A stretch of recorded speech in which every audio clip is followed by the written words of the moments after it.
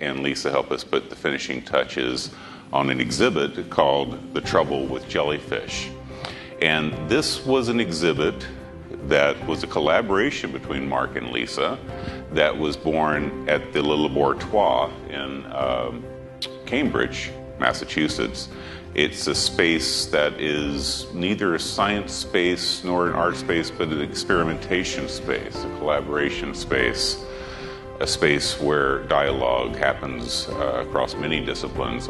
Science and scientists are expected to answer questions, whereas art is expected to ask questions. And I think when you can marry those two together to ask new questions. One of the things that really attracted me to Lisa's work is I have a huge amount of respect for what people who I would call public intellectuals. Mm-hmm. So you easily could have stayed in your scientific field and written peer-reviewed papers on jellyfish for an entire career, and no one in the public would have known about this work.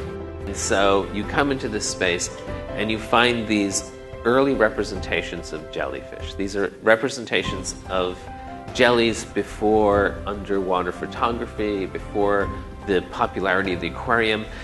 And then you encounter actual living moon jellies, which are fantastic and beautiful, and they have that kind of grace and elegance and the kind of uncanny anatomy that we think about with jellyfish. Then we move into the part we call the classroom. So that was the sugar. Now comes the medicine. And the classroom really frames the problems with jellyfish that are happening because of our environmental disruption. And we have also this small booklet that we made, which is a kind of takeaway, which is a beautifully designed little field guide.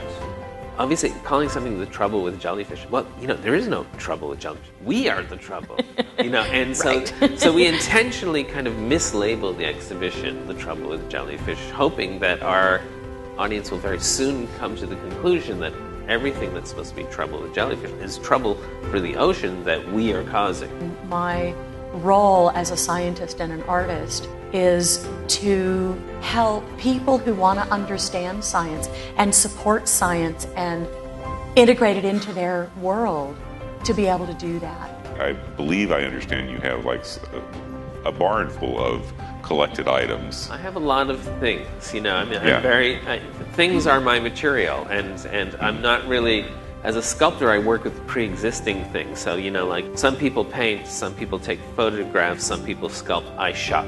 That's my medium. I am a shopping artist. The exhibit for me feels like so much of what comes out of Le Laboratoire as a platform for dialogue.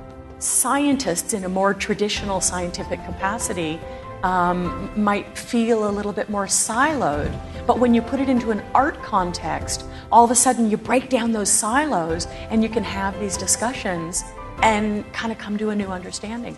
People can do what Lisa was saying for the first time in their lives. Think about jellies and think about this kind of ocean conservation issues in maybe a different way, in a more expansive and less conclusive way.